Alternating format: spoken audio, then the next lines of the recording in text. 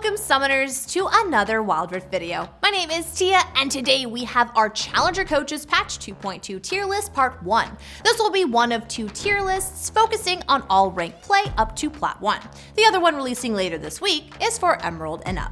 Before we begin though, our question of the day is, if you were sent to the world of Wild Rift, including all of its lore, which champion would you like to be reincarnated as? I would like to be Ari because she's the closest thing to a cat at the moment. Let me know yours in the comments below and let's get right into the video.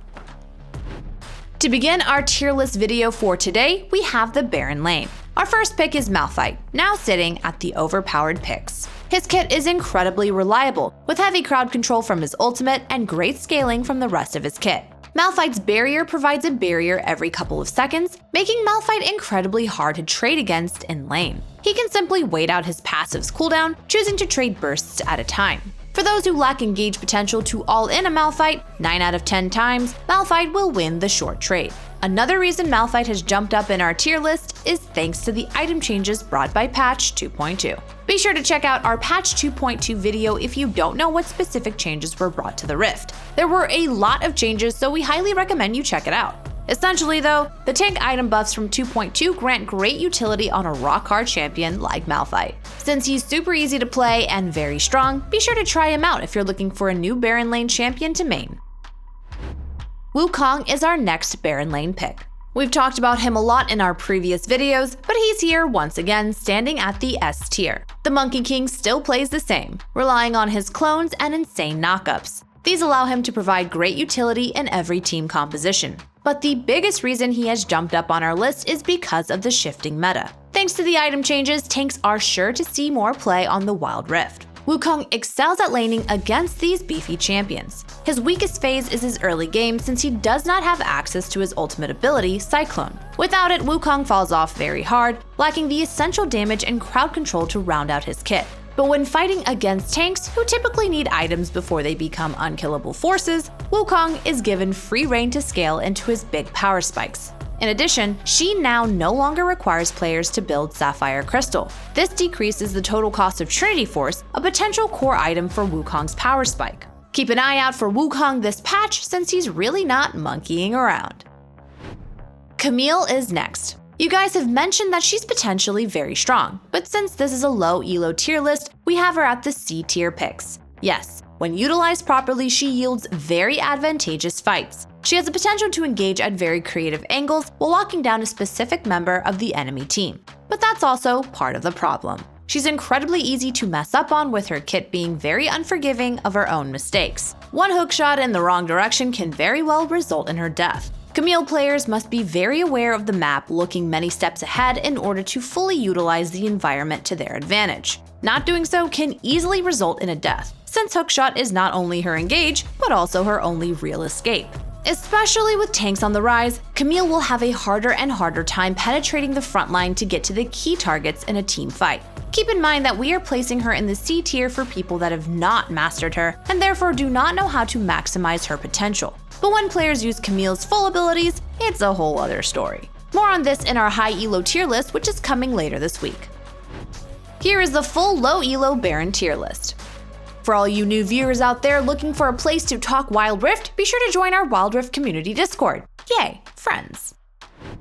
Next up, we have the jungle, starting with Vi at the S tier. She has a simple kit and a very strong lockdown, making her a fantastic pick for low elo junglers. Vi's role in a team fight is to use Vault Breaker to jump and mess the enemy team up and jump out when she can. Her ultimate ability, Assault and Battery, is a simple point-and-click ability that throws her straight through the front line directly onto a specific target champion. Impossible to miss, this allows her to counter crowd control and body blocks, pushing all champions out of her way, thereby destroying the enemy team's positioning. Once Vi becomes level 3, her kit allows her to duel very well in a 1v1 scenario, making her presence menacing in the jungle. In addition, her kit works well on both champions and monsters, granting her fantastic wave clear potential. With 2 gap closers, excellent wave clear, and a very simple kit to master, she is easily a top tier jungle pick for patch 2.2.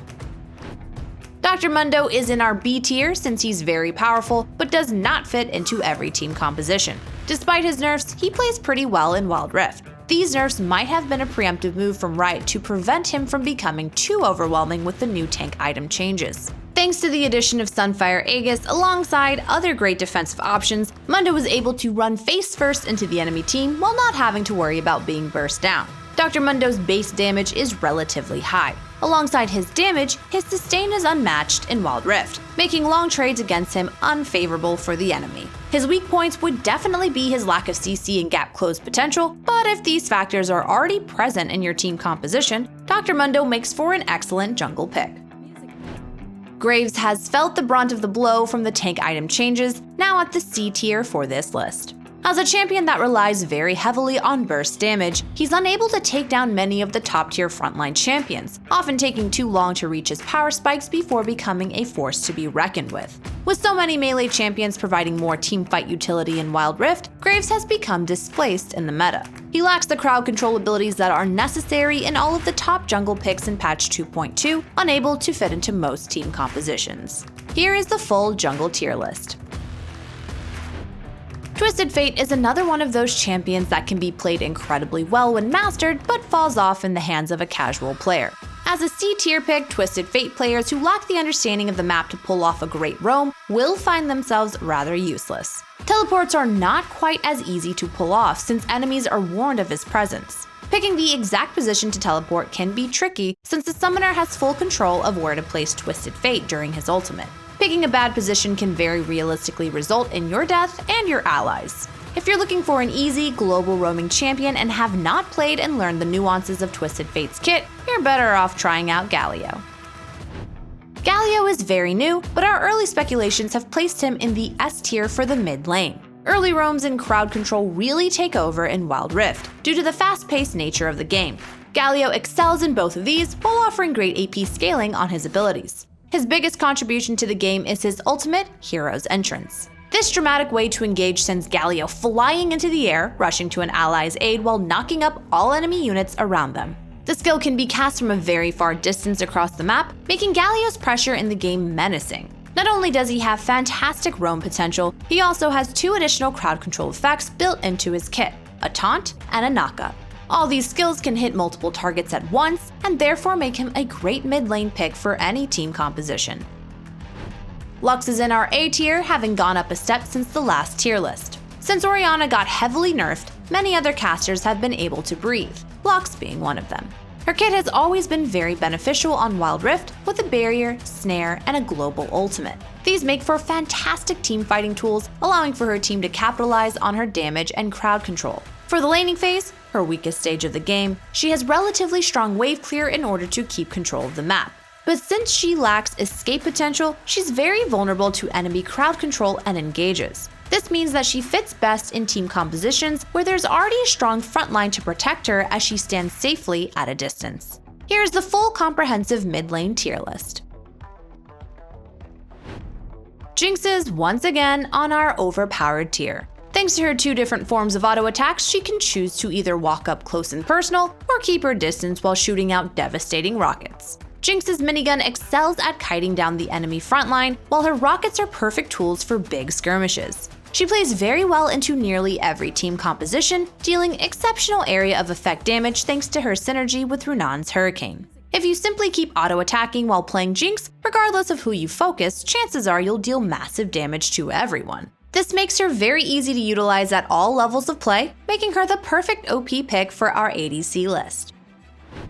Next, we have Draven at the B tier. He's one of those cases where he provides high risk, but also high reward. If players have the ability to fully utilize his kit, understanding the positional advantages of every axe he throws, Draven can be overwhelming to deal with. He fits in best in a team composition that is engage heavy, as aggression is his go-to playstyle. But he lacks the escapes and utility to manage a full-on dive from the enemy team, having to rely heavily on positioning around his enemy to maximize his damage output and while remaining safe. Unless you're at least a diamond level player with hundreds of games on Draven, chances are you'll lack this knowledge. He can be a rather unfriendly pick for most players in average play, despite his massive damage output.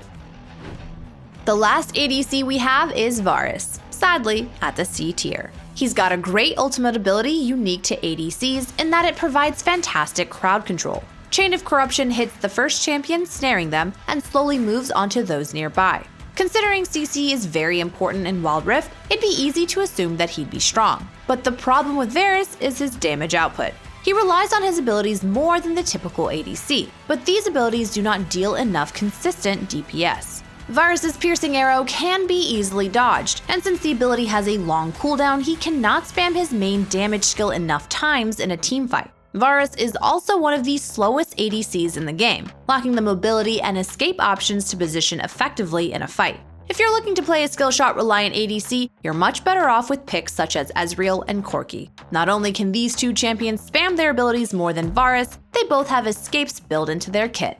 Here are all the ADC picks.